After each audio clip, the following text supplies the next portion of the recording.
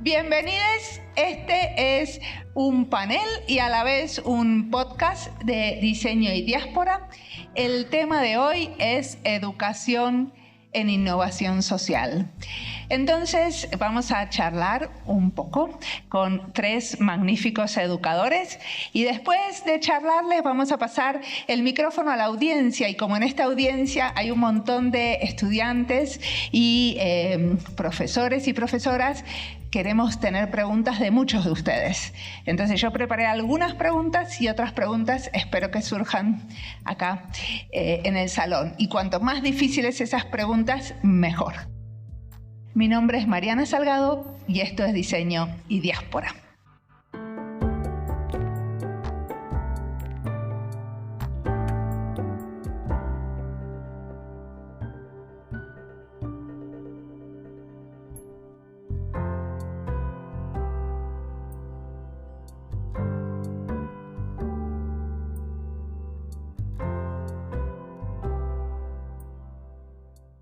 ¿Quieren presentarse?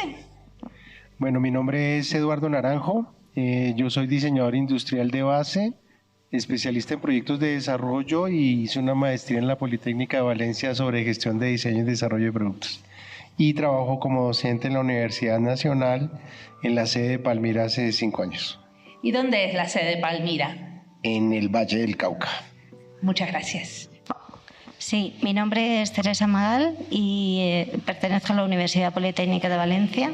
Doy clases precisamente en diseño industrial en la Escuela Técnica Superior de Ingeniería Industrial y en el máster también. Y ya. Hola, mi nombre es Carlos Córdoba Celi, soy el coordinador de la maestría en diseño para la innovación social de la Universidad de Nariño y soy profesor también de la misma universidad del departamento de diseño y soy de profesión diseñador industrial. Entonces, si tienen que elegir un proyecto, una actividad que tenga que ver con esto del diseño y la innovación social, cada uno me podría contar una. Supongo, Carlos, que vas a contar sobre la maestría, ¿cierto?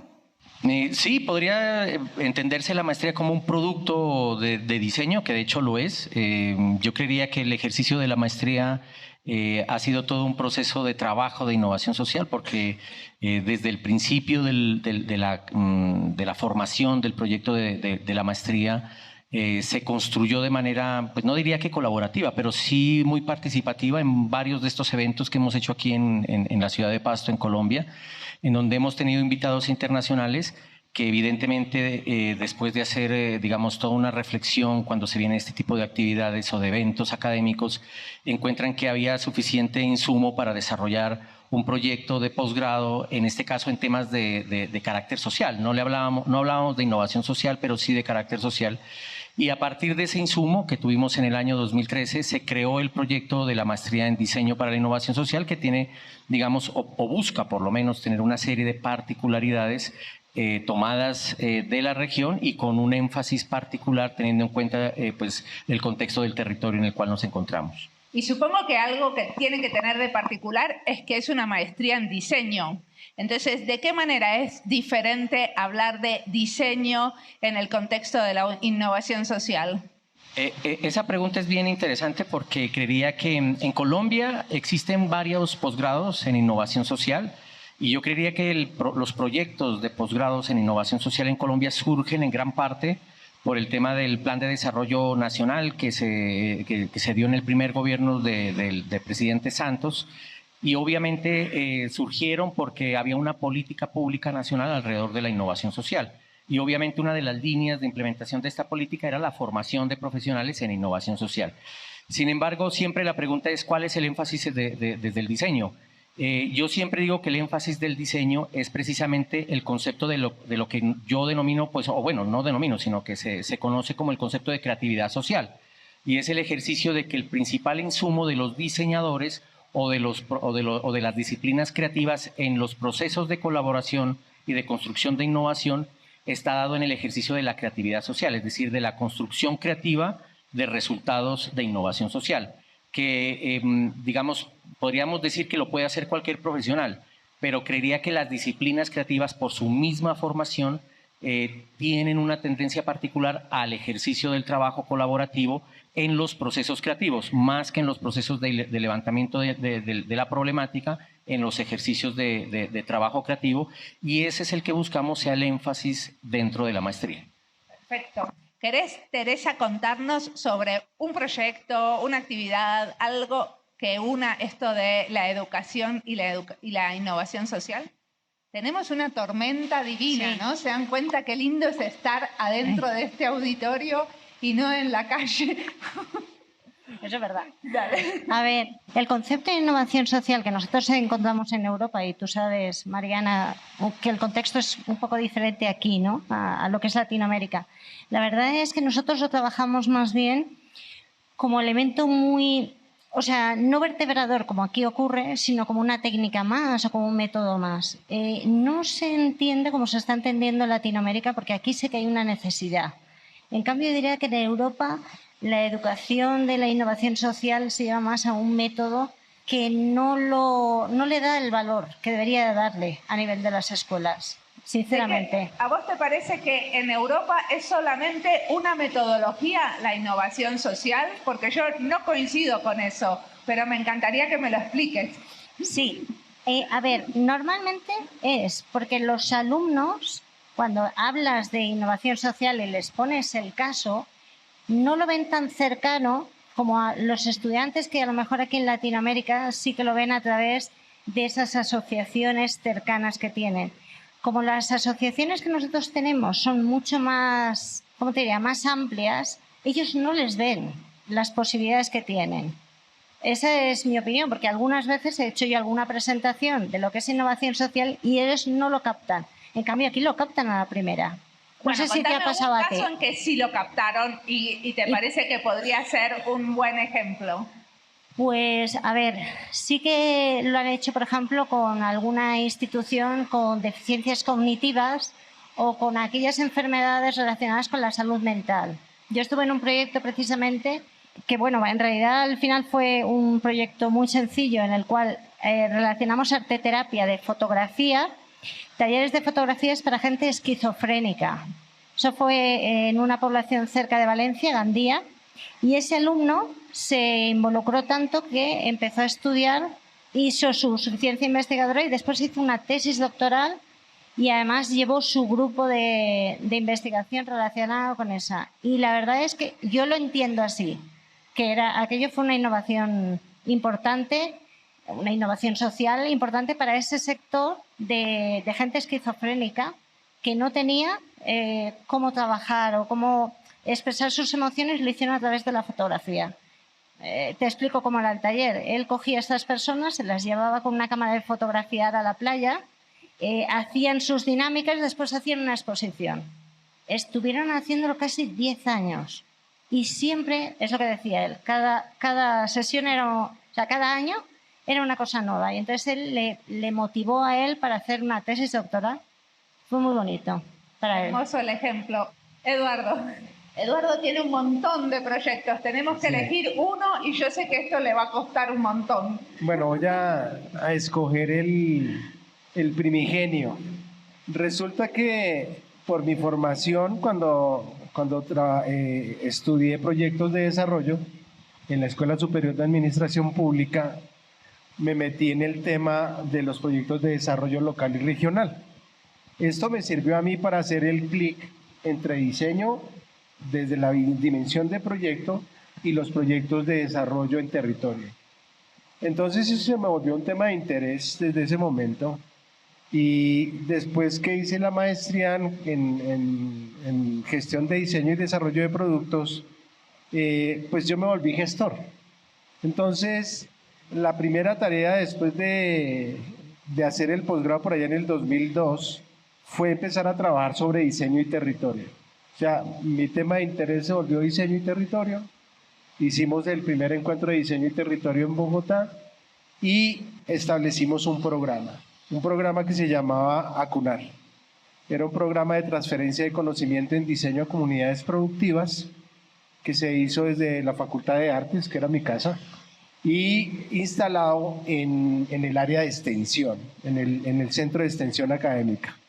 Esto nos llevó a trabajar con proyectos con la Secretaría de Desarrollo del distrito, que fue casi que un mecenas, porque nos permitió meternos con empresas, con la red de empresarios innovadores de Bogotá. Digamos que la dimensión que yo manejo de innovación social está más relacionada a trabajo con comunidades, ya sea de carácter rural o urbano, pero las comunidades, por ejemplo, en el caso de las ciudades, son comunidades productivas, o sectoriales, asociativas, todo este tipo de cosas. Contame algún ejemplo de cosas que hicieron. Por ejemplo, trabajamos con la ruralidad de Bogotá, que ese es uno de los proyectos que más nos enseñó, porque ni siquiera eran organizaciones, eran iniciativas. Entonces, claro, nosotros teníamos en ACUNAR una estructura robusta para trabajar con empresas y allá nos tocó volvernos muy básicos, o sea, para dummies. Pero no es una contradicción la ruralidad de Bogotá, porque Bogotá es una ciudad muy grande. No, Bogotá, Distrito Capital, es grandísimo, llega hasta el Sumapaz, o sea, el punto más lejano de Bogotá, Bogotá Capital, Distrito Capital, está a 5 horas de Bogotá. Y uno pasa la Loma por el lado de Usme y Ciudad Bolívar, y de ahí para allá todo lo que tiene que ver con Sumapaz, pues eso es gigantesco. ¿Y qué hacían con esas comunidades? Estuvimos en un proceso de desarrollo de productos con ellos. Tuvimos 28 iniciativas y desarrollamos de todo, desde optimización de procesos productivos hasta desarrollo de empaques, desarrollo de producto, mejoramiento de áreas de trabajo. O sea, ahí se involucraba todas las cosas. Pero a mí me gustaría saber si realmente lo que aprendiste en España lo pudiste relacionar. Es decir, la innovación social que nosotros, o sea, cuando tú estuviste...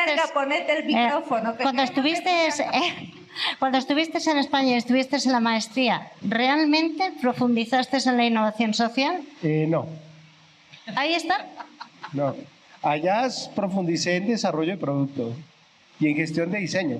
Lo que pasa es que la gestión de diseño me permitió a mí meterme en la estructura de organizaciones. Correcto. Entonces, eso me ayudó a mí a construir ACUNAR. Y ACUNAR era una estructura, era porque me vine para acá y la dejaron morir, era una estructura que trabajaba con diseñadores, ayudando a estructurar cadenas productivas, redes de producción, procesos asociativos entre pequeños productores. O sea, es otro nivel de innovación social. Es tanto así, como decía, creo que era Carlos, nosotros empezamos a hacer eso y cuando se empezó a hablar del tema de innovación social, supimos que lo que estábamos haciendo era innovación social. O sea, que nos subimos al barco después porque nos convenía. No, estábamos... innovación social y dijimos... No, estábamos ya en el barco y no sabíamos que el barco se llamaba innovación social. Porque las primeras discusiones que se hicieron de innovación social fueron en el gobierno de Santos. Y yo me acuerdo que una de las primeras estructuras que se hizo para hablar del tema de innovación social fue un congreso, un evento que hizo la Universidad Nacional en San Andrés, y se hizo unos paralelos en Bogotá y en Medellín. Y se enfrentaron dos escuelas, la escuela europea, la escuela de Frankfurt creo que era como la escuela de Frankfurt, que ellos venían trabajando en innovación social, y la otra escuela era la que se venía trabajando en la CEPAL.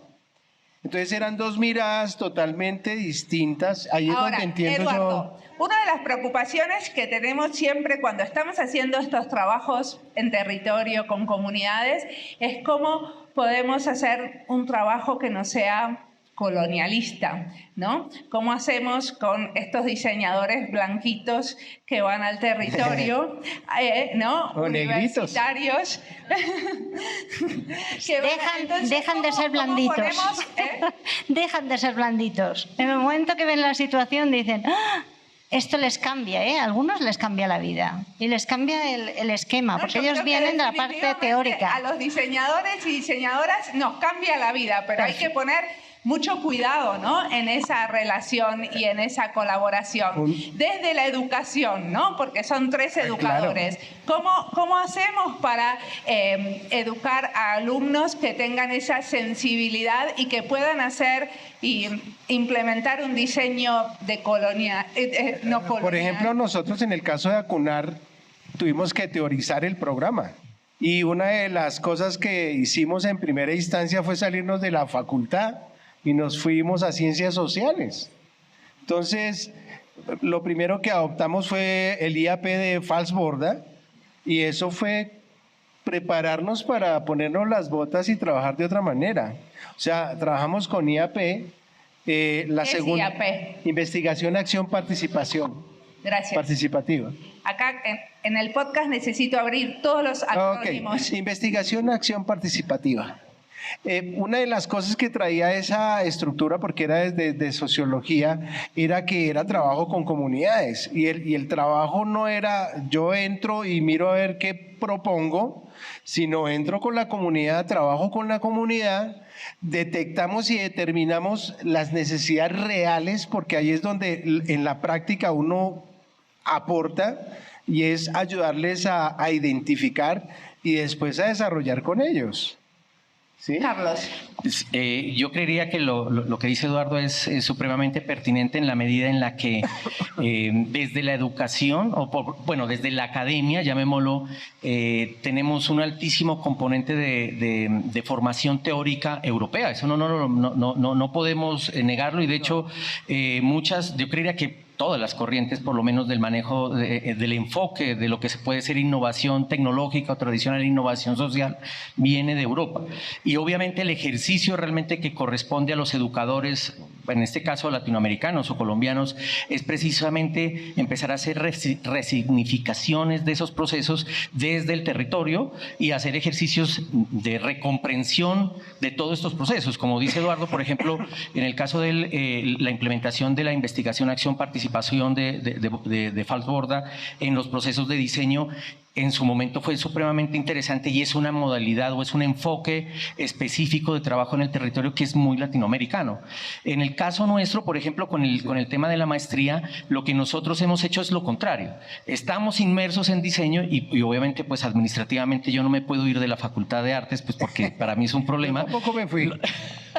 Solo traje cosas. Lo que hemos hecho es al contrario, es decir, como no nos podemos ir, lo que hacemos es apropiarnos de una gran cantidad de metodologías y de herramientas de trabajo de otras áreas específicas, particularmente de sociología. Aquí tenemos un programa de sociología. Hemos trabajado con la maestría de sociología en diferentes herramientas, en desarrollo de herramientas y también en el trabajo conjunto con metodologías que manejan muy bien las particularidades de estas ciencias sociales. Y lo que hacemos es obviamente empezar a apropiarnos de esas herramientas y adecuarlas para los procesos, yo creería para desarrollar procesos creativos en búsqueda de cambios de prácticas sociales en donde el diseño o las disciplinas creativas puedan ofrecer un aporte creativo al cambio social, que básicamente yo creería que es el enfoque particular que se tiene desde la innovación social. Entonces, estuvimos hablando hasta ahora que el tipo de proyectos que tiene que ver con la salud y también con este trabajo en colaboración con diferentes comunidades, sean rurales, sean indígenas, diferentes comunidades. ¿Hay otras áreas que tengan que ver con la innovación social donde también están explorando? Sí, contame. Bueno, ese es uno de los últimos. Estamos trabajando con educación. Después de, digamos que en plena pandemia, hubo un concurso en la universidad que se llamó NLab y era para trabajar en la biblioteca de la sede de Palmira. Y empezamos a trabajar con el concepto de biblioteca abierta. Y en ese proyecto le clavamos 3 pasantías, trabajamos con el sector productivo de Palmira, muy centrado en la parte cultural, educación, y el otro que era montar un laboratorio de co-creación e innovación social en la sede. ¿Qué quiere decir una biblioteca abierta? El concepto, lo que pasa es que las bibliotecas están mutando en este momento. se están volviendo centros de recursos. Se llaman los CRAI, Centros de Recursos para el Aprendizaje y la Investigación. En el caso particular nosotros dijimos no investigación sino innovación, que es más abierto.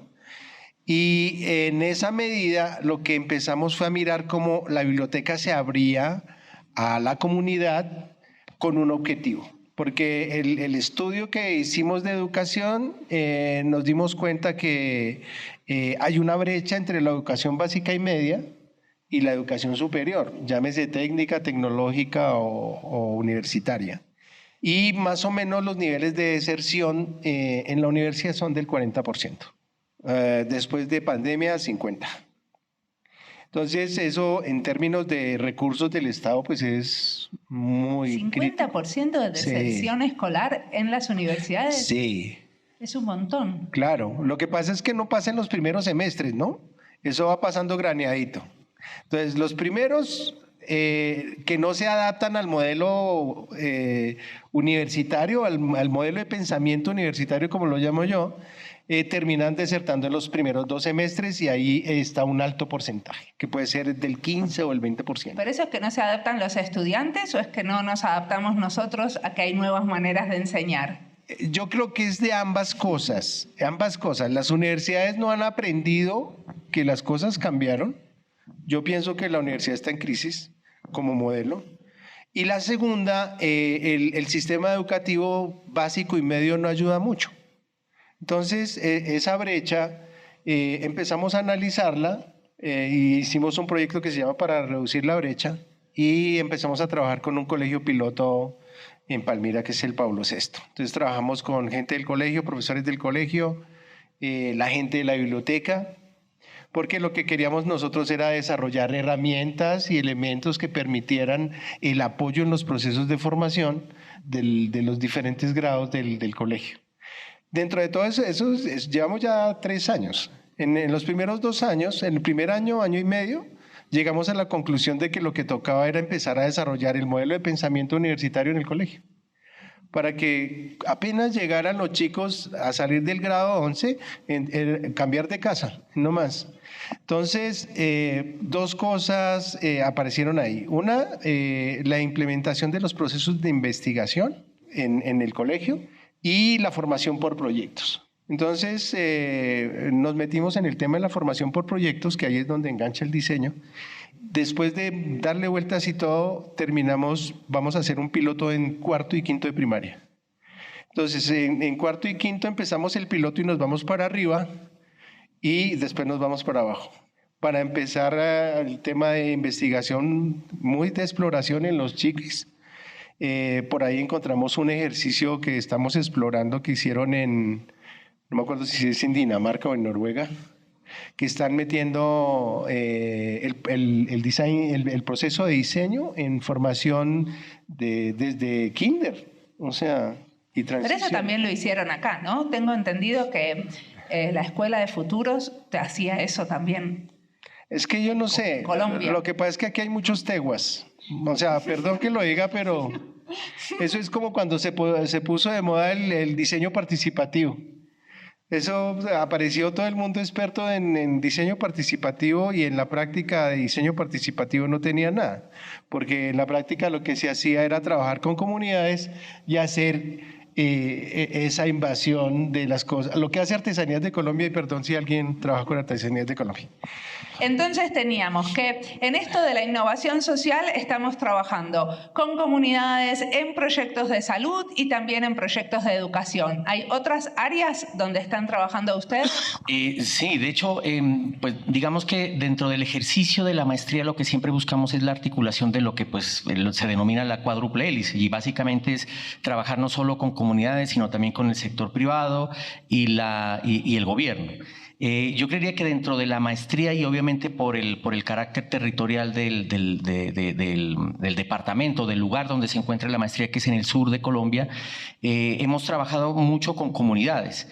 Y obviamente, pues digamos, ese es un énfasis muy particular pero es claro que los procesos de innovación social en un inicio son de carácter bottom-up, van de abajo hacia arriba y se trabaja con las comunidades, pero inevitablemente en algún momento tienen que empezar a articularse, ya sea con el sector privado o con el sector público. Y una de las, digamos, de los procesos que nos ha tomado pues un poco más de tiempo y ha sido un poco más complejo es realmente llegar a un ejercicio de articulación con el gobierno. Con el sector privado, pues digamos que ha sido, algunas cosas funcionan, a veces no funcionan, pero creería que eso es más un tema de el aliado que de la estrategia, ¿no? En cambio, con el gobierno ha sido un poco más complejo porque realmente los procesos de articulación entre dos entidades públicas, en este caso la universidad pública, que es de la maestría, junto con la entidad pública, que puede ser una secretaría o una dependencia del gobierno departamental, nacional o municipal, ha sido muy difícil. ¿Por qué? Porque el gobierno colombiano es muy paquidérmico y la verdad no solamente por parte del gobierno, sino también yo pertenezco a una institución pública, que es una universidad pública, y somos muy lentos en los procesos. Y realmente a uno se le va la gestión creativa en desarrollar los procesos y no en la solución. Es decir, cuando uno explica que, por ejemplo, un CDP ya no se demora un mes, sino 15 días, que es con lo que se expiden los recursos, eso es un proceso creativo enorme, las que hacemos aquí internamente, pero a nadie le interesa, porque realmente no deberíamos desgastarnos en ese proceso, sino en otras cosas. Pero lo cierto es que, digamos, la institucionalidad pública en Colombia es muy paquidérmica y eso genera pues muchos contratiempos, pero creería que el principal problema es precisamente que no hay una política institucional a largo plazo. Particularmente a mí me parece que la única institución pública que tiene esas políticas públicas a largo plazo y se cumplen son las universidades públicas, ¿sí? Las universidades públicas tienen políticas públicas a 10 años, los gobiernos a 4. Y de alguna manera en las universidades se respeta o se continúan los procesos de las políticas públicas de los antecesores. En los gobiernos, pues lo que ocurre normalmente, porque pues lo he vivido, es que llega otro gobierno y sencillamente política pública que se institucionalizó antes se pierde totalmente y se pierde un contexto completo porque con quien tenías relaciones en el sector público los cambian y el nuevo que llega pues ni siquiera sabe en el lenguaje en el que uno está hablando, ¿no? Entonces siempre ha sido muy complejo ese proceso y yo creería que poco a poco pues hemos empezado a trabajar, a empezarnos a rearticular con algunas entidades que tienen algún tipo de continuidad sin especificar pues de qué tipo de gobierno es. Y una de las cosas, por ejemplo, que hemos logrado es que de hecho ya debería estar firmado, pero logramos establecer un observatorio de cultura ciudadana e innovación social con la Secretaría de Cultura del municipio de Pasto y una de las cosas que queremos hacer es seguimiento del plan de gobierno de innovación social que tiene el departamento y que no se ha implementado en absolutamente nada. Y lo que hemos logrado es esa articulación, es decir, ya tenemos un convenio que está, si ya no está firmado, está a punto de firmarse y hay una serie de recursos que va a dar el municipio y hay una serie de recursos que pone la universidad para implementar este observatorio y lo que nosotros estamos buscando a través de este ejercicio de articulación por fin pública, en donde hay no solamente un trabajo, digamos, de seguimiento, que es lo que normalmente a veces hacemos, sino realmente un trabajo articulado de construcción y de implementación de política pública, es que se hace de manera articulada. De hecho, ahora va a haber cambio de gobierno y esperamos pues que una de las cosas que hemos logrado es que precisamente los recursos asignados queden dentro de la aprobación del plan de desarrollo y de los recursos, estos se llaman recursos, es decir, ya quedan dentro de la Secretaría de Cultura, hay una serie de recursos por política pública que tienen que mantenerse, sea el gobierno que llegue. Entonces es un ejercicio que hicimos, nos ha costado casi que 1 año y medio de trabajo y pues lo que nosotros esperamos obviamente es que con el gobierno que llegue, sin importar de qué perfil sea, pues obviamente están unos recursos que ya están asignados para un proyecto, ¿no? Aunque como esto es Colombia, pues obviamente eso hasta que no se implemente absolutamente el proyecto, pues no hay nada real, pero creería que este es un paso muy importante en la medida en que hemos trabajado con una gran cantidad de gestores de la Secretaría que entienden que los proyectos en este caso de innovación y de innovación social son proyectos que son muchísimos más largos a 4 años, que son normalmente los periodos pues de los gobiernos en Colombia. Entonces, ese es un ejemplo de cómo hemos podido articular durante un periodo de tiempo un poco más largo un trabajo que me parece que es mucho más articulado y más serio de lo que hemos hecho en otros proyectos, en donde se muestra mucho, por ejemplo, lo que se ha hecho en temas de innovación social, y la verdad es que al final de cuentas, digamos, los resultados o el impacto en el territorio no se ve, no se hace evidente. Muy reducido. Teresa, ¿me querés contestar esa? ¿Querés que te la repita? Vos contaste que cuando hablamos de innovación social, una de las áreas donde ustedes trabajan es la salud. Hablamos que también se trabaja en política pública, se trabaja en educación. ¿Hay otras áreas donde están explorando en tu universidad? Ya no es en mi universidad, sino yo lo que pasa es que trato ya no con diseño, sino con ingeniería, porque lo que hemos comentado dependo de una ingeniería. Entonces, lo que sí que nos hemos encontrado, por lo menos que es mi ámbito, es la tecnología. Entonces, dentro de la innovación social y lo que es el trabajo de la tecnología, lo que nos estamos encontrando es que hay campos muy abiertos en los cuales precisamente la innovación social y la tecnología se ven involucrados. Por ejemplo, en lo que es la ciudadanía digital. Es decir, aunque nos parezca extraño, me imagino que ustedes tienen el mismo problema. Cuando llegó la pandemia, el problema está en que no había servicios municipales, lo que nosotros en Europa llamamos el e-government. Entonces, sí que es verdad que la Unión Europea abrió unos campos específicos en los cuales lo que se pretendía era acercar la ciudadanía a través de lo que son los certificados digitales y las firmas digitales, que de hecho en una de las ponencias de estos días se habló precisamente de la justicia y se comentó precisamente cómo la ciudadanía necesitaba de una especie de certificación que le permitiera acceder. Durante la pandemia, ¿qué pasó? Nadie podía ir al ayuntamiento a darse de alta empadronamiento, nadie podía pagar una tasa, todo se hacía por lo que se llama citas virtuales. Ese contexto que a lo mejor nos parece como muy urbano, no necesario, es una innovación social, porque obligó a mucha gente a tener esa comunicación digital obligada, como los profesores en su momento tuvimos que adaptarnos a dar las clases en 3 días. Y eso ha perdurado en el tiempo. Entonces, si podemos decir que parte de una innovación social es intentar que los ciudadanos se acerquen de alguna manera a las nuevas tecnologías para obtener beneficios del ayuntamiento o de lo que os podáis imaginar como servicio municipal, ya lo es. Entonces, yo en ese caso sí que estuve involucrada precisamente en un proyecto que ahora lo miro y digo, bueno, en fondo fue innovación social, porque fue un proyecto de fondos europeos, CEF, que era de conectar Europa, y era como las facturas electrónicas de los hospitales antes eran cuando alguien compraba cosas, jeringuillas, medicinas o pagaba un servicio de radiología, claro, tenía que hacer una factura. Entonces, lo que nosotros cogimos es 14 hospitales de toda Europa y les fomentamos lo que es la factura digital.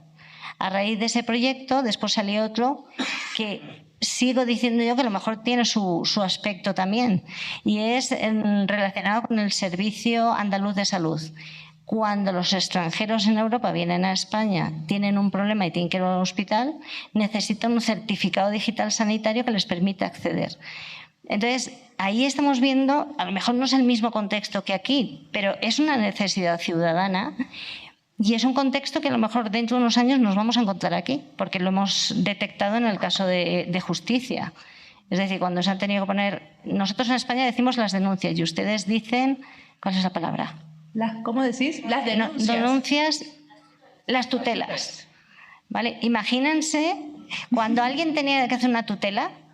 A mí me parece fantástico lo que comentó en este caso, ¿se acuerda? El tema de la tutela, pero claro, ¿cómo puedo certificar? Y bueno, me comentaron que lo hacen con la célula de ciudadanía, pero si yo me sé su célula yo puedo hacerle una... Bueno, tiene que ver con la inclusión digital, esa sería el área, ¿no? Cómo incluir a la ciudadanía y cómo motivarla para las nuevas tecnologías, porque se lo van a tener ahí. Y además la certificación digital de verdad que es un campo inmenso y que vamos a tenerlo que tener en cuenta. En las ciudades, no sé a lo mejor, pero en las pequeñas y medianas ciudades seguro.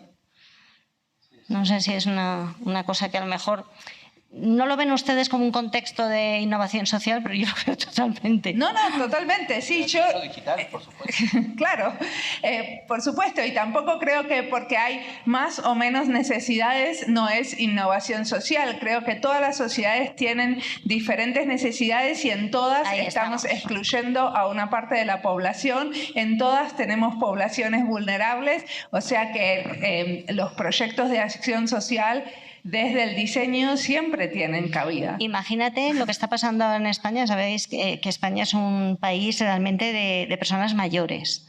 Nos estamos encontrando que hay una falta de inclusión social de esas personas cuando van al banco, que ahora vas al banco y es todo digital.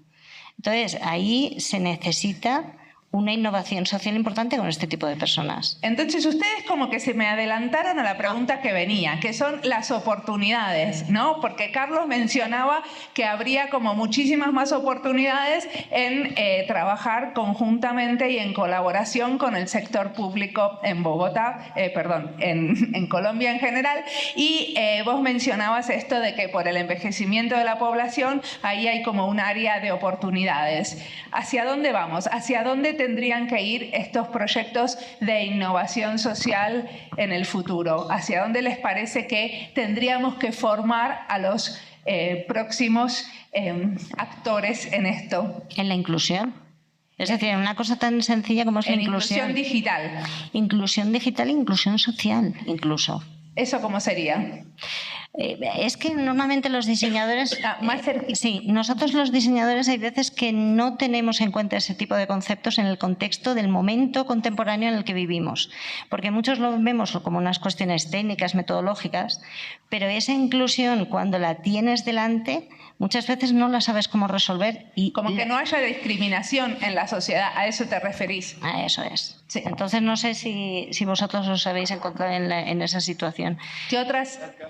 Y yo creería que es, bueno, no sé si sea un término sinónimo, pero yo creería que es articulación, ¿sí? Es decir, estos modelos de, por ejemplo, cuádruple hélice y quíntuple hélice de Karanis, de Leiderdorf, yo creería que están centrados en un ejercicio ideal de cómo debería funcionar la innovación, pero la verdad es que en el mundo real lograr una articulación de cuádruple hélice, pues yo la verdad es que rara vez lo veo presente, y uno en la vida real, por lo menos aquí en Colombia, bueno, ni siquiera hablemos en Colombia, en el territorio aquí en Nariño, creería que es supremamente difícil. ¿Qué es esta cuádruple hélice? Digamos, es un modelo, a ver, hay un enfoque particular que establece diferentes tipos de modos de conocimiento. Entonces dice que y hay toda una, digamos, una corriente teórica epistemológica que comenzó Gibbons más o menos en 1992, que habla que existen 4 modos de conocimiento. Entonces, un modo de conocimiento inicial, que fue el de la primera revolución industrial, era modo 1, porque sencillamente había un actor que era el que potencializaba todo, que era el Estado, ¿sí? Entonces el ejemplo típico era que los gobiernos, sobre todo los gobiernos europeos, potencializaban, por ejemplo, proyectos específicos. Un ejemplo puntual es, por ejemplo, los laboratorios de Louis Pasteur. Quien potencializó el laboratorio de Louis Pasteur no fue nadie más sino el Estado francés, que le puso un proyecto específico a Louis Pasteur sobre, por ejemplo, encontrar la vacuna contra el anthrax, que fue una epidemia que hubo en el sector rural de Francia a mediados del siglo XIX.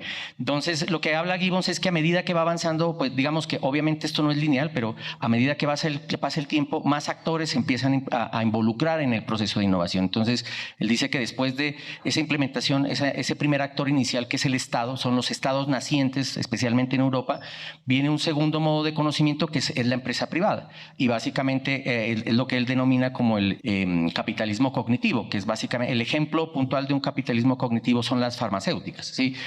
Producen vacunas y es un bien para todos nosotros. De hecho, pues estamos aquí porque hubo vacunas contra el COVID, pero realmente el beneficio de la farmacéutica no es hacer la vacuna como tal, sino tener un beneficio económico, y eso se denomina un segundo modo de conocimiento. Y después viene el modo 3, en donde dicen, bueno, pero es que para generar innovación no solamente está el sector público, el sector privado, sino también está la academia. Sí, que obviamente, y está el sector, y el cuádruple hélice es no solamente la academia, sino también está el sector público. Y entonces en estos modos de conocimiento, pues que obviamente son bastante teóricos, normalmente viene de la sociología y de la política, de la política institucional.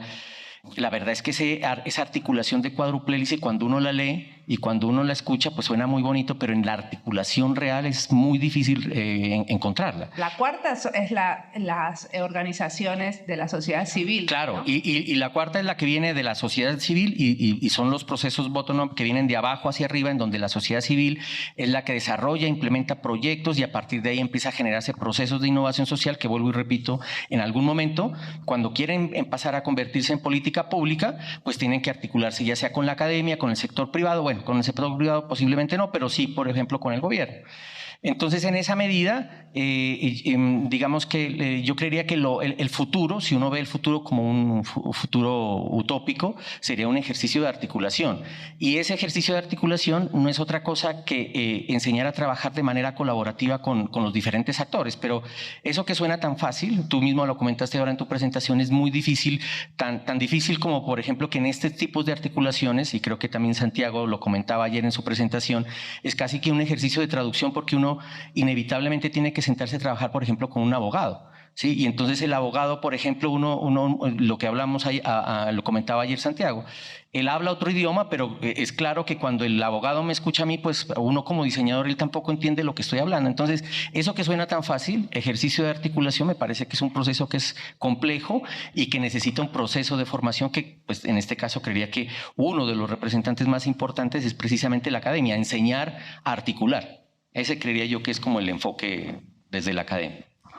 Entonces, ¿qué otras visiones tenemos para armar esta utopía de educación en innovación social? Bueno, yo a partir de algo que estabas diciendo ahorita, y es una discusión que tenemos con un colega allá en la universidad, y él dice que en esencia todas las innovaciones son sociales. O sea, nosotros las hemos separado porque en la práctica toca tratar de hablar de la innovación comercial, que es la innovación tradicional, entre comillas, manual de Oslo y toda la carreta, y la otra que es esas innovaciones que el mercado no satisface ni cubre, y que en la práctica las comunidades tienen que organizarse o se establecen ejercicios como el de la cuádruple hélice, donde diferentes agentes se integran y tratan de darle solución a cosas que el sector privado no le da. Digamos que si estamos hablando de eso a futuro, yo pienso que en términos, por ejemplo, de la formación en diseño, que es algo a lo que me ha llevado el ejercicio de los colegios. O sea, a mí esos ejercicios siempre me hacen pensar de manera distinta las cosas. Cuando estuve con los de la ruralidad de Bogotá, me hicieron aproximar a todo lo que tenía que ver con modelos de negocio. O sea, irónicamente, el sitio donde estaban solo iniciativas, o sea, que no tenían estructura y todo, me metió a trabajar con Hostelwarder y la propuesta de valor y toda esa carreta, hace muchos años. ¿La propuesta qué? La propuesta de valor de las organizaciones y todo, porque teníamos que mirar cómo les transferíamos eso para que ellos entendieran qué tenían en las manos. El de los colegios nos hizo pensar en el proceso de diseño, porque estábamos hablando de pensamiento proyectual. Ahí empezamos a detectar varias cosas y en eso es que estamos. Y es que tenemos que separar lo que es inteligencia de diseño, pensamiento de diseño y proceso de diseño. Nosotros hemos estado abordando la innovación social desde el proceso de diseño nomás. Por eso es que casi siempre los proyectos de innovación social son con comunidades artesanales o con comunidades no sé qué, y entonces vamos y le metemos el empaque, le metemos la no sé qué, el desarrollo de producto. Y resulta que, digamos que ese es como el primer nivel, ese es el nivel más básico. Dentro del proyecto de colegio nos dimos cuenta que para que nosotros metiéramos el pensamiento proyectual, el proceso de diseño como estructura para la formación por proyectos, teníamos que enseñarle a los profesores a acompañar a los estudiantes en el proceso de diseño. Entonces, la estructura doble diamante, lo de adentro es lo que siempre enseñamos, nos tocó meternos en qué es lo que está fuera del diamante para poder que eso pase. Y ahí es donde empieza a aparecer todo lo que tiene que ver con el pensamiento de diseño. Yo pienso que en las escuelas hoy debemos concentrarnos más en el desarrollo del pensamiento de diseño que en el proceso de diseño. Y lo mismo en la inteligencia de diseño, porque la inteligencia de diseño es la que trasciende a otras estructuras. Lo digo porque en un proyecto que estoy trabajando ahorita, que es el que me tiene aquí, Perdón, con Carlos. Tu definición de inteligencia de diseño todavía no la entiendo. Esa está en proceso. Okay. Estamos o sea que vos tampoco. Resulta que cuando hablamos de inteligencia de diseño, que es lo que estamos empezando a trabajar, no es enseñarle a las personas a hacer el proceso de diseño. La inteligencia del diseño está más relacionado al desarrollo de capacidades para concebir los procesos de manera compleja, que le permitan tomar decisiones mucho más asertivas en cualquier tipo de proyectos. En eso vamos ahorita. Y entonces resulta que cuando uno trabaja con diferentes disciplinas, que era lo que estaba diciendo Carlos de la articulación, ahorita estoy en un proyecto consolidando un centro de innovación en gestión del agua, territorio y paz, que es un centro de excelencia de la universidad que se está haciendo en el Valle. Y ya voy a acabar. Y resulta que estoy trabajando con ingenieros ambientales, con ingenieros agrónomos, o sea, diseño está en una facultad de ingeniería en Palmira. Entonces, claro, termino involucrado con el proceso de la consolidación del centro y me ha tocado enseñarle a todo el mundo a pensar desde el diseño. Entonces, armamos un semillero, entonces con estudiantes, ahorita estamos armando un curso de pensamiento de diseño para profesores y transversalizarlo en toda la academia. Y ellos están empezando a salir del pensamiento lineal hacia el pensamiento complejo. Y es muy interesante porque eso es como si la cabeza les hiciera clic. O sea, empiezan a ver las cosas de otra manera. Ese clic de pensarlo desde la complejidad es lo que yo denomino inteligencia de diseño en este momento. O sea, tener la capacidad de ver los problemas de otra manera, mucho más holística, más compleja, que me permita establecer a mí los problemas reales. Porque del pensamiento lineal siempre me lleva simplemente a la superficie. O sea, si en otro de los ejercicios que tenemos con un colegio rural, los chicos de ingeniería llegaron a las matas, a las vacas y a solucionarle el problema a las vacas y a las matas con los chicos. Y nosotros lo vimos de otra manera y nos dimos cuenta que el problema del colegio era un problema de relacionamiento entre profesores, estudiantes y comunidad. O sea, eso es un campo de combate. Entonces dijimos, esas intervenciones no van a servir de nada porque son muy focales, si no cambia el sistema de relacionamiento del colegio y la comunidad y al interior del colegio entre estudiantes y profesores. Y estamos formulando un proyecto que se llama Ágora. Ágora. Y es para que empiecen a discutir los estudiantes, sus problemáticas y todo, igual los profesores, la gente de la parte administrativa también, porque es la que permite que las cosas pasen en el colegio, y después se relacionen las tres maneras de ver el problema para empezar a articular soluciones en el colegio. O sea, eso es lo que yo llamo inteligencia de diseño, porque no termina en producto tangible ni en esa cosa.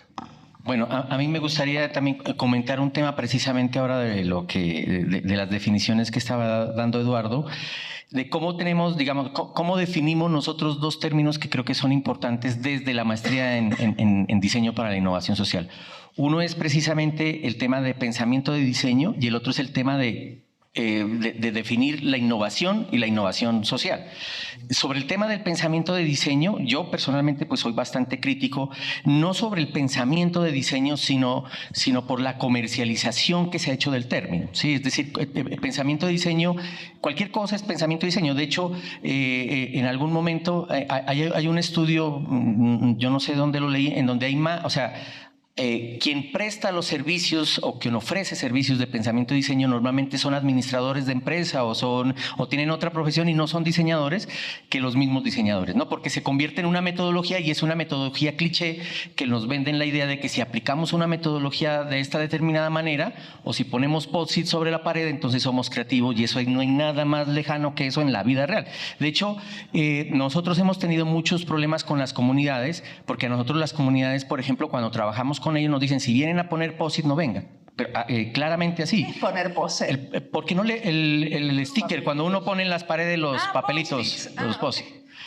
Entonces, no les, digamos, el tema de la innovación, de vender el pensamiento y diseño como metodología, creo que es una deformación comercial que ha ocurrido básicamente a partir de que la empresa IDEO la implementó y la vendió como una metodología, porque pues obviamente es una empresa que busca rentabilidad y pues obviamente ese fue su negocio en su momento, pero sí entiendo el pensamiento, o por lo menos en la maestría buscamos entender el concepto de pensamiento y diseño en su versión original, que la desarrolló Nigel Cross por allá en los finales de los años 90, que es un ejercicio de aproximación ontológica a la problemática y a cómo resolver la problemática desde una perspectiva creativa, casi que como un pensamiento en paralelo entre la construcción del problema y la solución de manera particular, ¿no? Y él hizo un estudio que es muy conocido, donde puso a personas expertas en diseño a preguntarles cómo diseñaban, y se dio cuenta que el experto piensa en paralelo. A medida que empieza a enmarcar el problema, está pensando ya en la solución.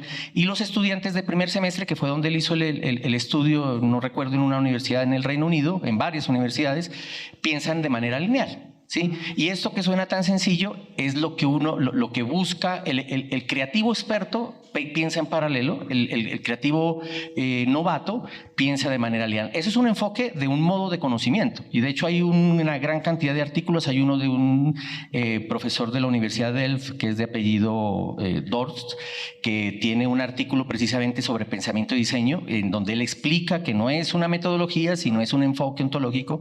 Y entonces lo que siempre hacemos nosotros dentro de la maestría es que cuando hablamos, es decir, es como un acuerdo con los estudiantes, es que cuando se habla de pensamiento y diseño dentro de la maestría no se habla de metodologías, no se habla de que es un punto A, un punto B, un punto D, que hay que mostrar una tarjeta y que esta tarjeta entonces tiene que...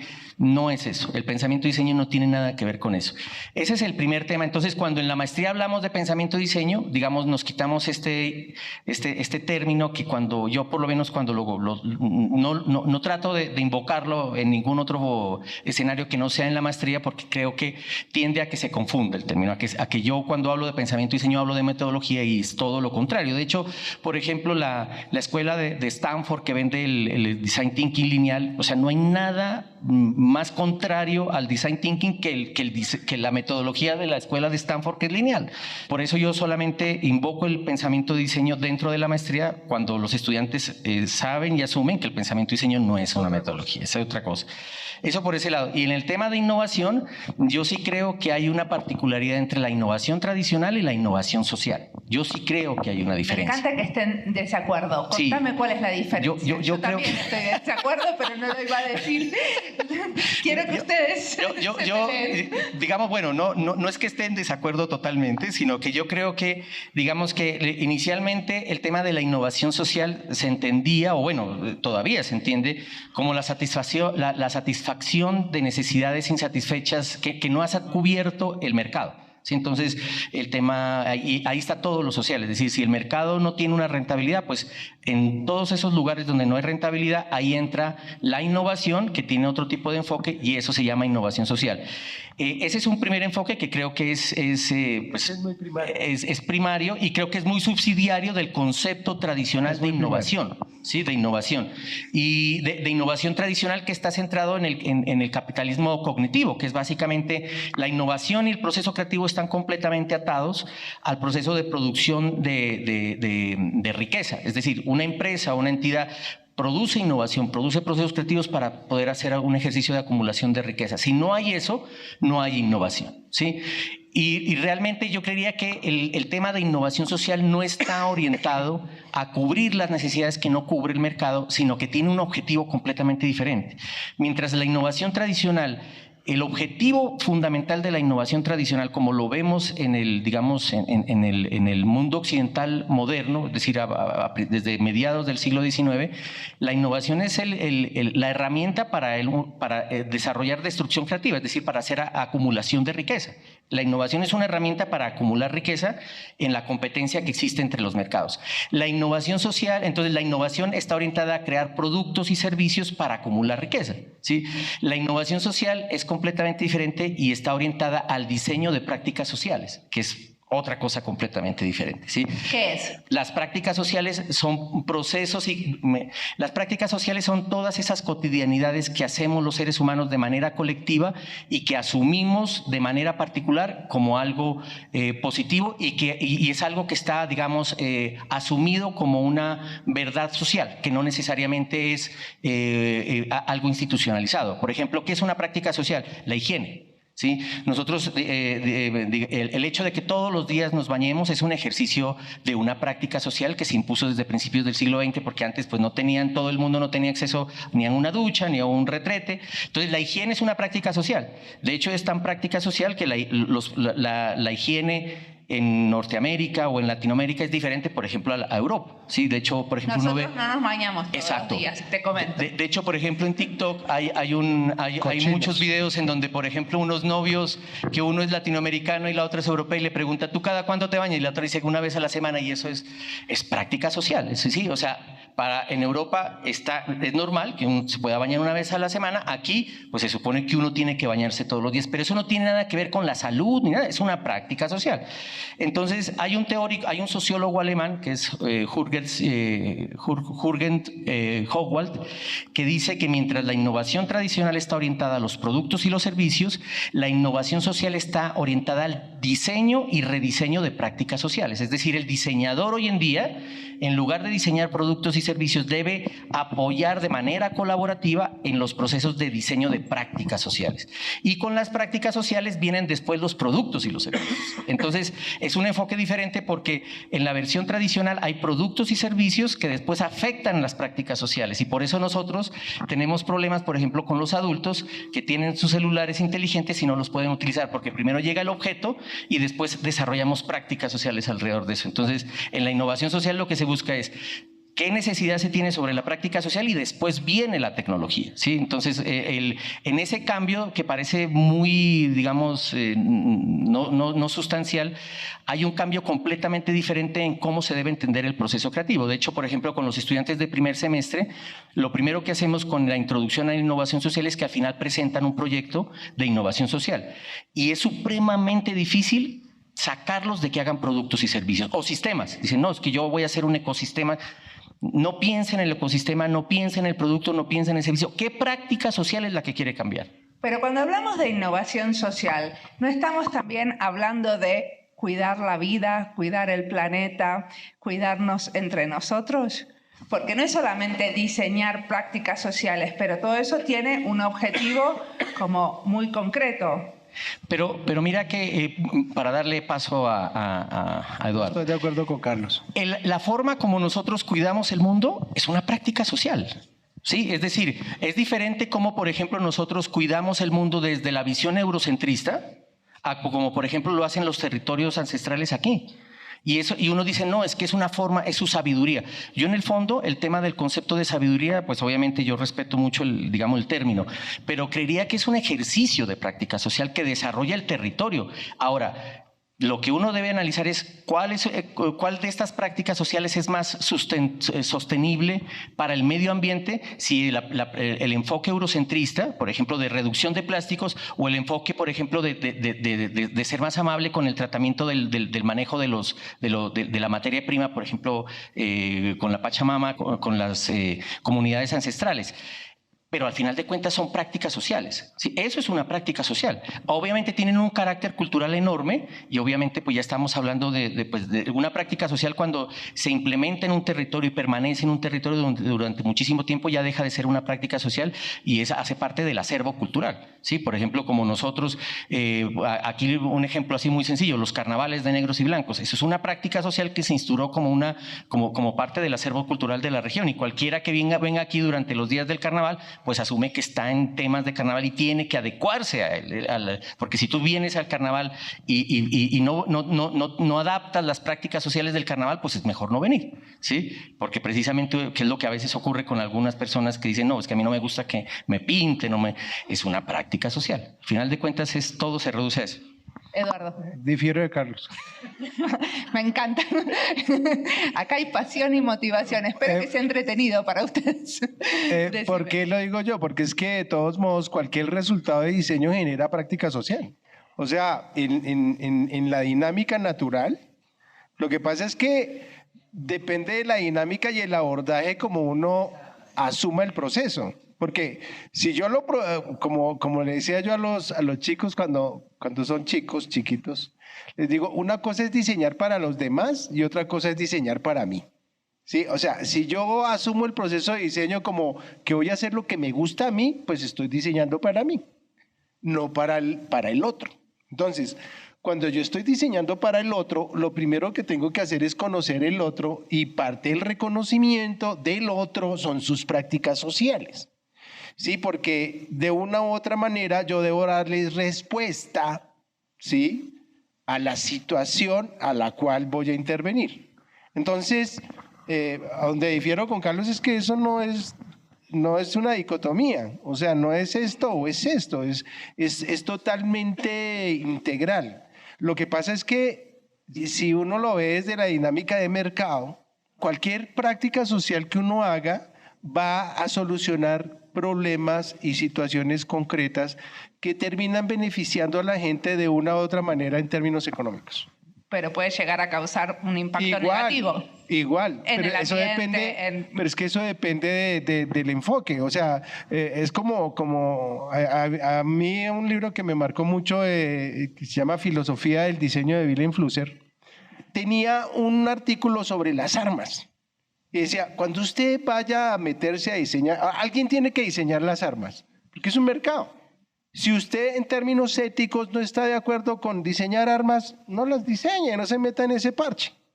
Pero si usted se va a meter a diseñar armas, lo primero que tiene que tener clarísimo es que tienen que matar bien.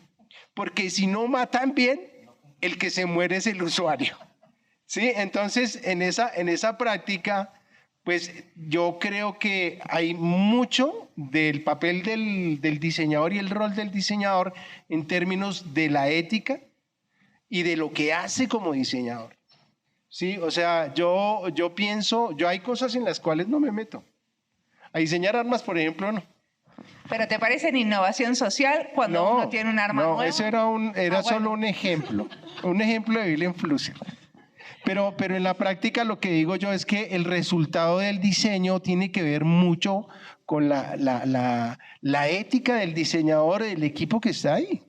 O sea, si yo no quiero hacer algo que va a afectar o impactar, pues no lo hago. ¿Sí? Para cerrar, una discusión que yo tengo hace mucho tiempo con los ambientalistas, cuando se empezó a hablar de ecodiseño. Y entonces que habían dos maneras de diseñar, el diseño y el ecodiseño. Eso es como decir que hay una manera de hacer diseño mal hecho y otra diseño bien hecho. O sea, la mirada del diseñador debe ser integral, muy desde la mirada, por ejemplo, de lo que plantea el ecodiseño, donde yo tengo en cuenta todas las variables, los impactos ambientales, un poco de cosas, y eso es por naturaleza propio del ejercicio. ¿Sí? Entonces, ahí es donde difiero, porque siempre van a haber prácticas sociales en lo que sea. En lo que sea. Si estoy desarrollando un ecosistema, yo estoy desarrollando un ecosistema, ¿sí? Por eso sentí el varillazo, donde hay una serie de dispositivos que van a permitir relacionar unas prácticas sociales. O sea, si no hay con qué hacer las cosas, lo primero que yo tengo que mirar es con qué las puedo hacer para saber el resultado o hasta dónde yo voy a llegar. Vamos a trabajar con comunidades.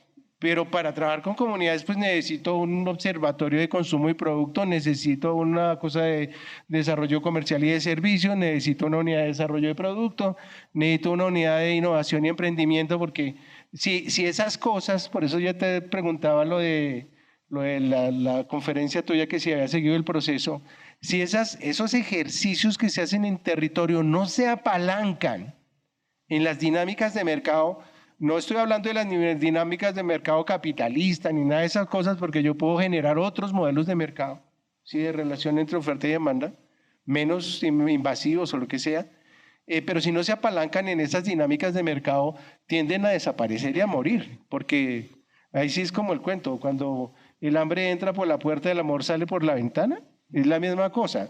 Yo puedo ser muy romántico que es una cosa de la innovación social que me da urticaria, y es que la innovación social siempre es muy romántica, y a mí eso no me gusta, porque no es we are the world, we are the children, o sea, no, es otra cosa. Pero de alguna forma, si estamos hablando de innovación social, estamos hablando de un proceso que tiene una ética y estamos hablando de una utopía, si lo queremos, o estamos hablando de gente que está trabajando. Sí, yo estoy de acuerdo, pues con el amor, pero es que una cosa es como una profesora con la que siempre pelaba en Bogotá, que decía que uno tenía que hacer personas felices, y yo le decía, sí, toca hacer personas felices, pero diseñadoras, hermana, ¿sí?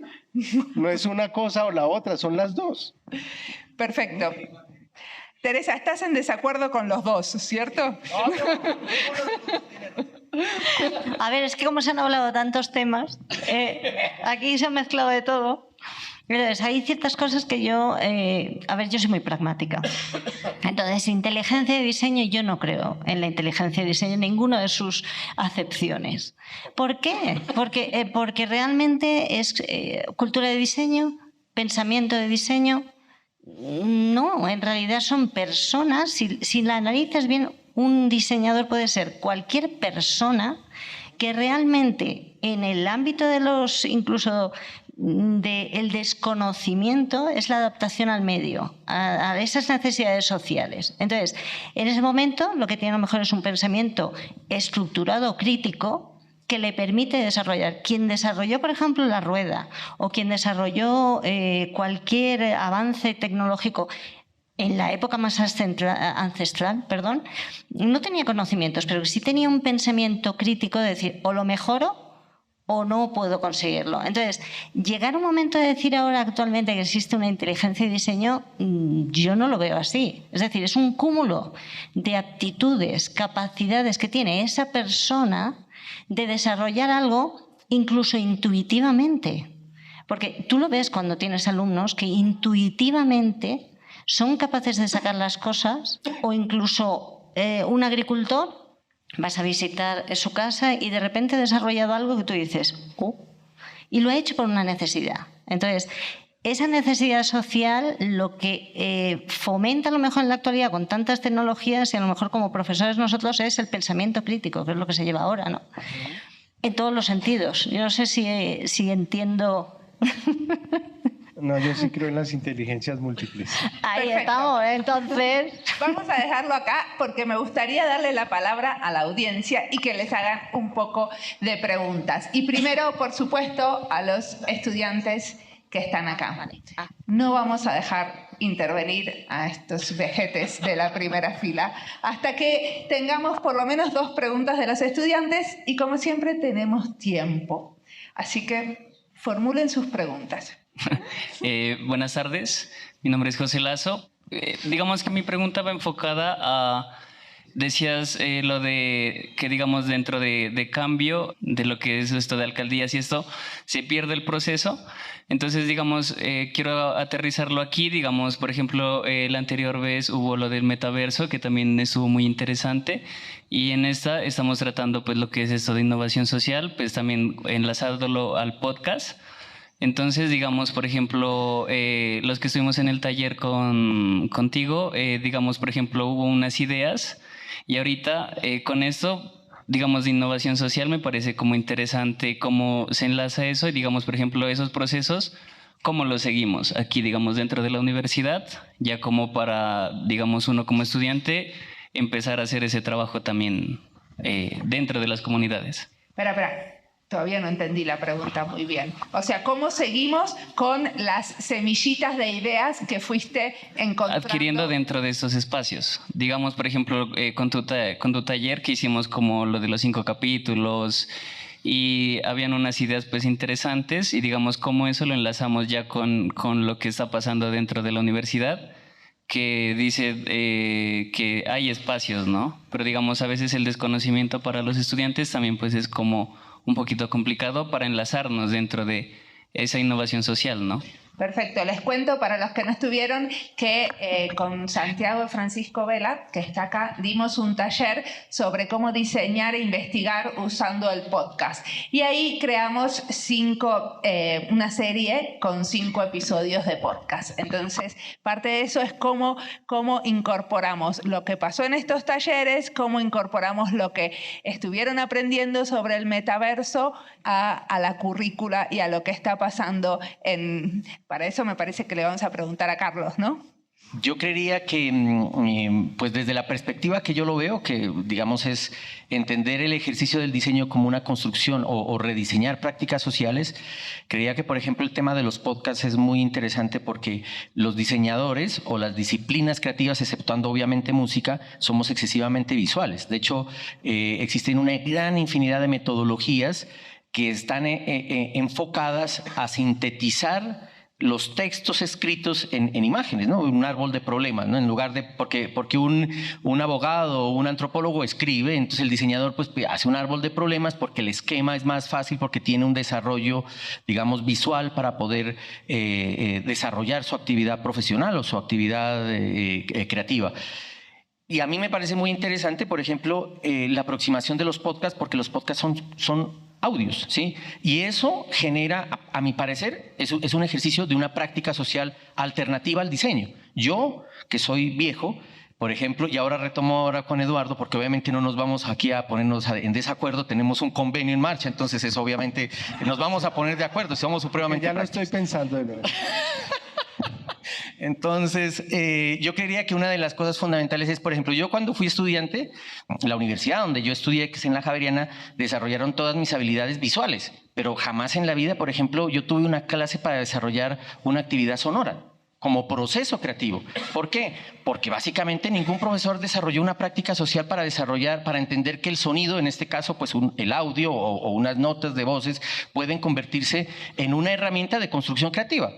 ¿Y eso por qué se dio? Pues obviamente eso ya sería otro análisis, pero a mí me parece que el ejercicio de, por ejemplo, de utilizar un podcast como un ejercicio de documentación de investigación o como un ejercicio creativo, pues abre un montón de puertas al proceso creativo, ¿sí? Es decir, yo creería que el problema es que a veces a uno lo limitan. Es decir, somos buenos en manejando la imagen o por lo menos haciendo lecturas de lo visual, pero ¿por qué nunca nos formaron en lo auditivo? ¿Sí?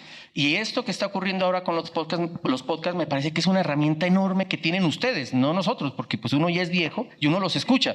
Pero a mí me encantan los diseñadores y las personas creativas que hacen estos procesos porque hay toda una serie de herramientas y un mundo nuevo que desarrolla procesos creativos. Entonces, conectando con tu pregunta sería...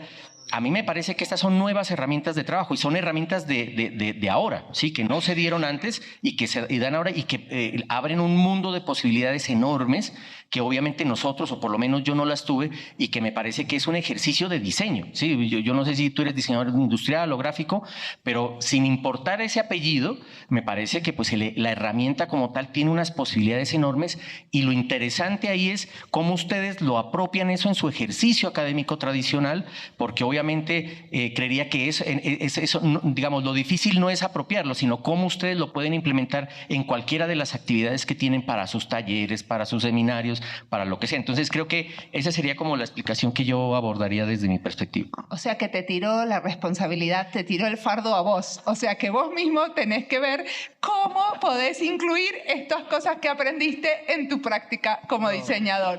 ¿Quiere él? Sí. Como para afinar la respuesta etérea de Carlos. Yo creo que una de las estrategias más interesantes de uno como estudiante, que yo no la viví, pero que ahora es muy natural, es los semilleros. Los semilleros son temáticos. Entonces, si yo estoy interesado en un tema y profundizar en el tema, armamos un parche, un semillero, y empezamos a profundizar en el tema. Y lo institucionalizamos, si necesitamos recursos con la universidad o lo que sea. Igualmente hay encuentros de semilleros donde se exponen las cosas y los desarrollos que se están haciendo. Este tipo de temas es muy difícil meterlos en la currícula, porque la única manera de que esas cosas terminen en la currícula o en el currículum de un programa es porque ya están muy maduros y porque son parte ya del componente disciplinar o cualquiera de los componentes que se le ocurren a las universidades. Pero el resto es exploratorio. O sea, a mí lo que me parece interesante es que ahorita cualquiera puede explorar y es solo encontrarse, construir una estructura y darle. Queremos otras preguntas y ahora sí pueden preguntar todos. Para complementar, porque sí, esa fue muy respuesta política, es decir, le regresé la pregunta, y complementando con Eduardo, de hecho, aquí nuestro profesor Arturo de la Cruz tiene, pues, no le llamaría semillero, pero es casi que un laboratorio de desarrollo de podcast. Entonces, complementando, diría, pues, por ejemplo, acercarse al trabajo que hace el profesor Arturo de la Cruz para poder continuar con ese ejercicio de exploración de los podcasts. Hola. Bueno, yo retomando yo hice como varias anotaciones. Nunca he hecho anotaciones, pero hoy dije, para no olvidarme, y retomo un poco la pregunta del compañero, ¿no? Es decir, cada vez que hablamos de enseñanza o de aprendizaje, terminamos hablando de las pretensiones y los problemas de la institución. O sea, terminamos hablando de deserción escolar, de lo que queremos hacer con la maestría, de lo que dicen en Europa, y nunca hablamos de cómo vamos a trabajar con los estudiantes, ¿no? Y al final, cuando los estudiantes nos preguntan, les decimos, pues hágalo usted mismo, ¿no? Es como una lógica que es un poco graciosa, porque al final estamos más preocupados por la institución, o por la supervivencia de la institución, o por las lógicas institucionales, que por la enseñanza o por el aprendizaje. Y todas las soluciones y perspectivas que planteamos las planteamos para solucionar los problemas de la institución, no los problemas de enseñanza-aprendizaje, o por hacer visibles los proyectos y las pretensiones que tenemos desde la institución. Y entonces ese era un tema que me parece a mí que hay que tocar. Los voy a nombrar así, porque no son muchos, es una lista. Son solo 8. La otra es, claro, cuando se habla, siempre se recalca en el con, ¿no? Y ese es un problema y una complejidad de la universidad, y es ese afán del con la comunidad, con el Estado, con la empresa privada, con alguien siempre. Y esa perspectiva reconoce el desde, ¿no? Entonces, la gente que hace desde la comunidad, como lo planteaba hoy en la mañana Mariana, desde el gobierno, ya desde lo privado, y eso tiene que ver con una dificultad que tiene la institución educativa, no el aprendizaje, sino la institución educativa, de meterse dentro de las realidades, ¿no? De hacer parte de las comunidades, de abrirse espacio en el Estado, si es que quieren trabajar con el Estado. Y entonces termina en esa lógica de la cuarta hélice, o de las 4 hélices, donde... 5. O 5... Segura, cuando aparezca el metaverso habrán 6, 7, o el pluriverso de hélices, que tiene que ver con esa lógica muy institucional de entender la realidad como algo fragmentado, ¿no? Y algo que debe fragmentarse constantemente desde una lógica de articulación interinstitucional, porque no planteamos otra cosa. O sea, no planteamos otra forma de relacionamiento que no sea desde una perspectiva de articulación interinstitucional, entendiendo incluso a la comunidad como un sujeto institución, con la que hay que hacer un acuerdo para poder trabajar en conjunto, ¿no? Entonces, esa perspectiva donde no hay otras formas de relacionamiento, me parece que se hace compleja en las instituciones educativas, ¿no? Es decir, yo tengo muy claro que una forma de relacionarme con el Estado es desconocerlo. No necesito trabajar con el Estado. Ya es otra forma de articularme y de no ponernos zancadillas cuando estamos pisando la misma tierra, ¿no? Y es otra forma que también es válida. Entonces me parece que desde las instituciones, además de mirarse el ombligo solo pensando en los problemas de las instituciones, se plantea solo formas de colaboración que suceden de las instituciones. Entonces terminamos hablando de una innovación social que soluciona problemas de instituciones, o que justifica la existencia de la escuela y de la academia en torno a la innovación social, no de una innovación social que suceda desde las comunidades o desde las personas o que se vincule con las personas. Pero Vladimir, eso tienes que justificarlo. ¿Por qué dices que la innovación social no se trabaja con las comunidades? O sea, ¿cuál es el argumento para eso? Sí, se trabaja con. Es que el problema es el que se trabaje con. Y que no haya otras formas. Pero ¿cuáles son las otras formas? Es que no entiendo cuáles son las otras formas. Que no las buscamos. Entonces, la que planteo, ¿qué pasa si trabajamos desde? Pero entonces, si se trabaja con las comunidades, no se está haciendo según tipo. ¿Pero por qué razón? Desde y con es muy diferente. ¿Y cuál es la diferencia entre desde y con? O para. Pero ¿cuál es la diferencia? Pues entonces con todas las preposiciones que estás utilizando. Por ejemplo, para es cuando generas una solución que crees válida. Pero con todo el respeto, Vladimir, tú estás utilizando las preposiciones para darles unos argumentos particulares. Pues podríamos ponernos de acuerdo en que cuando yo digo con, es que estoy trabajando con las comunidades, que tú de pronto lo entiendes como un para. Yo creería que ese ejercicio, por ejemplo, de esa retórica de las preposiciones es muy de los tres tipos de diseño, que es muy de la corriente anglo, en el que no es claro si es desde el diseño, desde el intro del diseño. Yo creo que el ejercicio de que la academia se abra y haga un ejercicio de trabajo con las comunidades, es decir, que las escuche y que con ellas esté construyendo cosas y que las comunidades lo busquen a la universidad. Yo creía que eso es un ejercicio de innovación social, así tú le pongas la preposición que quieras, pero es que tú no me puedes venir a decir ahora que entonces porque solamente tú puedes hacer innovación social y la academia no lo puede hacer porque entonces nos miramos el ombligo. Yo creo que ahí no has justificado de ninguna manera, además de las preposiciones, cuál es la razón según tú. La academia no puede hacer, cuando trabaja con las comunidades no puede hacer innovación social. Dime cuál es el ejemplo entonces para que desde la academia podamos hacer innovación social según tu perspectiva con tu preposición que utilizas. Yo no estoy diciendo que la academia no puede hacer innovación social. Sí, lo acabas de decir. Estoy diciendo que hace una énfasis en un con, ¿ya? Entonces hay formas de entenderlo, ¿ya? O sea, por ejemplo, una forma es una que me parece muy bonita que se plantea desde la lógica de investigarse uno mismo, y es decir, yo no necesito hacerlo con la comunidad porque reconozco que las personas que estamos aquí hacemos parte de comunidades diversas. ¿Ya? Esa es otra forma de entender. Ahora, yo entiendo que uno puede entrar en la lógica de defenderlo. ¿Ya? No. Es que no, yo creería que no es defender, Vladimir, yo creería que es también tener argumentos alrededor del tema. Pues yo creería que, o sea, lo que tú estás diciendo es que sí, tú puedes hacer innovación y no entender que tú no puedes, por ejemplo, vincularte con la comunidad porque no eres la comunidad. No. Está clarísimo, o puedes hacerlo de manera individual o introspectiva, pero digamos, desde un ejercicio un poco más práctico, yo creería que la obligación de la academia, sobre todo de la academia del sector público, es tener una articulación con las comunidades. De hecho, la Universidad de Nariño, porque pues eso sí me toca a mí particularmente, y obviamente pues uno puede decir muchas cosas, pero pues la verdad es que en la realidad el contexto es diferente. La Universidad de Nariño tiene un enfoque en su plan de desarrollo institucional de universidad-región. Somos la única universidad pública en Colombia que tiene esa particularidad, y de hecho otras universidades públicas de Colombia vienen y se referencian al concepto de universidad de región, que obviamente es un concepto que tiene también sus detractores y sus personas que consideran que es correcto este enfoque, pero lo cierto es que la Universidad de Nariño tiene tres pilares fundamentales en su filosofía de formación: es la investigación, la formación académica y la interacción social. Es decir, la Universidad de Nariño como entidad pública ve obligatorio el ejercicio de articulación con las comunidades. Entonces,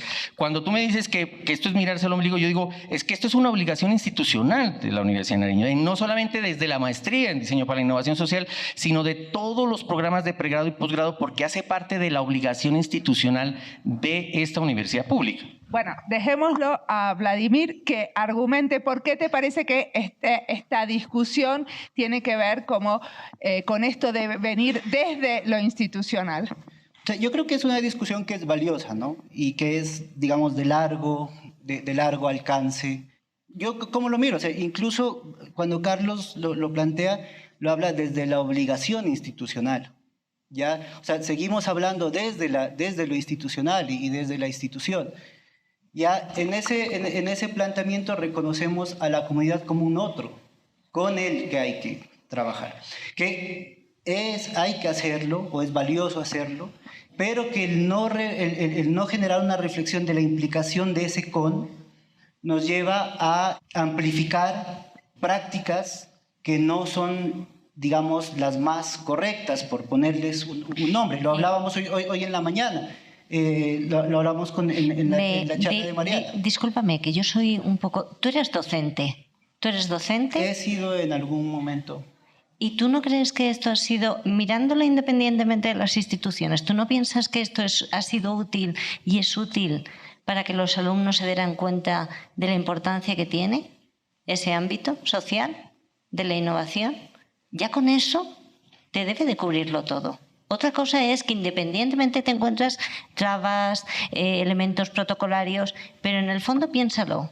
¿Consideras que es útil o ha sido útil para cuando has sido docente y lo has tenido que transmitir? Yo creo que sí.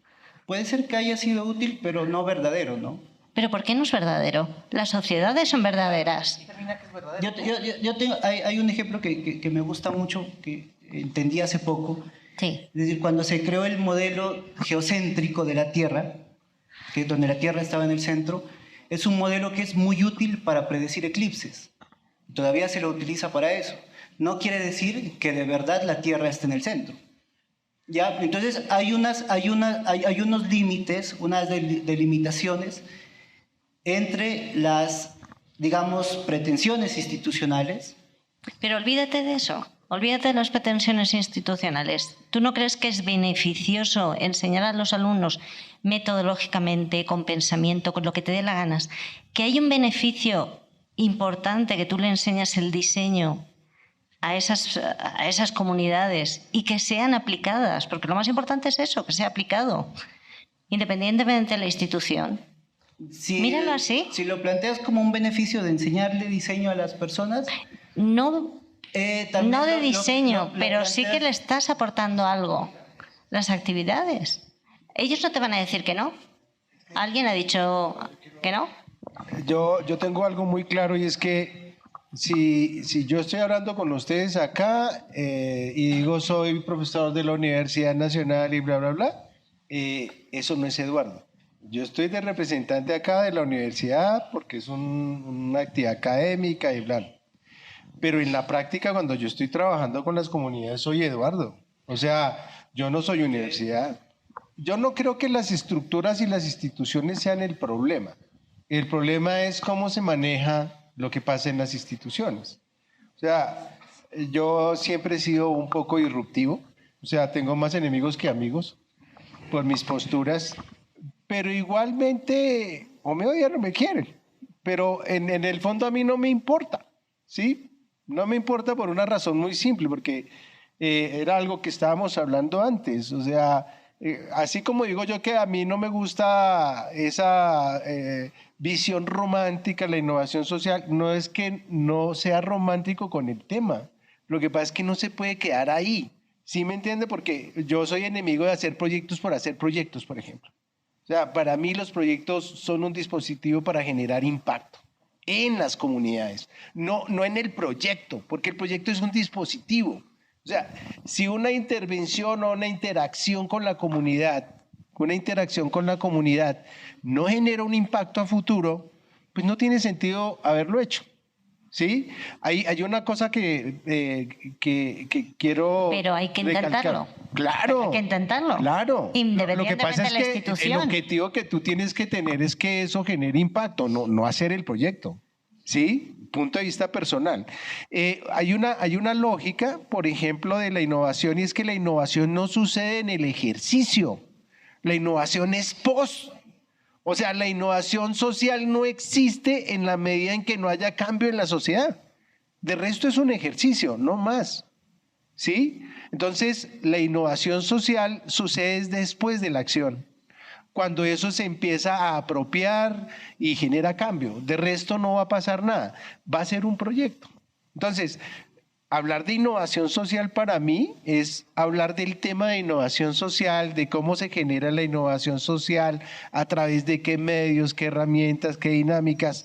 Y yo hay una cosa que tengo clara: si me toca meterme en la triple hélice para lograr lo que yo quiero, triple hélice. Si me toca meterme en la cuádruple, bueno, La quinta ya no me gusta mucho porque coge la dimensión ambiental y la separa y para mí es transversal. Pero donde sigamos así, pues vamos a llegar a la turbina, como digo yo. Pero si para lograr las cosas que se necesitan toca meterse con la turbina, pues turbina. Sí, porque en la práctica no importa si es 3, 4 o 5 hélices, sino lo que importa es el impacto que se puede generar con la sociedad y la comunidad. Una de las cosas que tiene la institucionalidad, y en eso no estoy de acuerdo contigo, es que en la práctica las instituciones son dispositivos que permiten hacer cosas. O sea, yo honestamente le he metido plata a mis proyectos, ¿sí? Y he perdido plata de proyectos, porque la institución me hizo perder la plata porque administrativamente no la pude gestionar, pero mi objetivo no es pagar de mi plata. Sí, yo quisiera hacer poner un ejemplo práctico. Yo creo que, digamos, el tema de la... Creería yo que, digamos, esa resistencia a la institucionalidad, pues a veces se vende muy bien como desde una perspectiva como transgresora, pero obviamente cuando se hace ejercicios de interdisciplinaridad y de conexión es necesario la institucionalidad, porque si no, no existe. Si no, obviamente uno puede ser toda la vida transgresor, pero pues nunca hacer nada, ¿sí? El ejemplo que yo les pongo es un ejemplo sencillo. De hecho, ahora hay un proyecto de la maestría en diseño para la innovación social que va a salir, que se llama el Líder Parcero. Ahora cuando salgan ustedes de aquí del auditorio van a ver que aquí al frente, acá arriba, hay un barrio. Ese fue un barrio ilegal durante muchísimos años. Se llama, pues, o le dicen el barrio Figueroa, porque de hecho pues la persona que les ayudó a ubicarse en ese lugar es un político de apellido Figueroa, pero el barrio ni siquiera tiene nombre propio. Ese barrio fue ilegal durante 40 años y en este momento es legal. El proceso de ese ejercicio de legalización del barrio significa que ese barrio, las vías, el municipio ya tiene la obligación de pavimentarlas. De hecho, si ustedes salen, se van a dar cuenta que está cerrado porque están pavimentando la vía y se han pavimentado todas las calles peatonales del barrio. Ese barrio tiene una junta de acción comunal que es muy compleja porque es un barrio de recicladores. Pero hay una serie de líderes en ese barrio que a partir de un proyecto de innovación social de 2 arquitectas que salieron ahora de la maestría, identificaron a esos líderes, y por eso el proyecto ya se llama Líderes Parceros, identificaron a esos líderes y el ejercicio de innovación social que ellas hicieron fue un ejercicio de articulación. Ahí no hay producto. Ellas trabajaron con los líderes, trabajaron con planeación urbana del municipio y trabajaron con la Universidad de Nariño. ¿Por qué? Porque somos vecinos. De hecho, yo llevo aquí trabajando, voy a cumplir ya 20 años y nunca había subido a ese barrio. Y cuando la primera vez que subí, lo primero que me dijeron los de la Junta de Acción Comunal es que nosotros somos malos vecinos, es decir, la Universidad de Nariño, porque ahí sí subí como institucionalidad. Y obviamente cuando uno trabaja con las comunidades, por ejemplo, yo estuve en una reunión de 3 horas, 2 de esas 3 horas fueron fueron quejas hacia la Universidad de Nariño y yo entiendo que en ese momento sí soy institucionalidad y entiendo pues. A lo que voy es que en el proyecto de las arquitectas, que vuelvo y repito, ya se graduaron, lograron el ejercicio de articulación, no hicieron nada más, y lograron sentar en una mesa a la Junta de Acción Comunal, al director de planeación de 2 alcaldías, la saliente y la que está ahora, que eso es un ejercicio que no todo el mundo hace, y a planeación de la Universidad de Nariño, y lograron en poco tiempo, yo no estoy diciendo que solamente debido a ello, pues obviamente ellos llevaban un trabajo de articulación de hace más tiempo, lograron la legalización del barrio. Y con eso lograron la pavimentación peatonal y la pavimentación vehicular, que es la de la vía que va hacia ese ejercicio. Ese ejercicio se dio por la institucionalidad, porque si el barrio y la Junta de Acción Comunal no se articula con el director de planeación, es que lograron las arquitectas sentar al director de planeación del municipio, que es un ejercicio supremamente complicado. De hecho, lo hicieron ir hasta allá. Buenísimo. Entonces, vamos redondeando. Gracias. Creo que este panel fue maravilloso porque justamente se animaron a mostrar diferentes perspectivas, a estar en desacuerdo y a pensar que la innovación social puede ser desde y con diferentes perspectivas y diferentes maneras de pensarla. Un aplauso para todos los que hicieron parte. Como siempre, la música del podcast es de Antonio Zimmerman. El diseño de sonido es de Julián Pereira. Este podcast está publicado con licencia creativa común con atribuciones. Esto fue Diseño y Diáspora. Pueden seguirnos en nuestras redes sociales, en YouTube, Instagram y LinkedIn y Twitter, o visitar nuestra página web disenoydiaspora.org. No olviden recomendarnos y recomendar nuestros libros. Nos escuchamos en la próxima.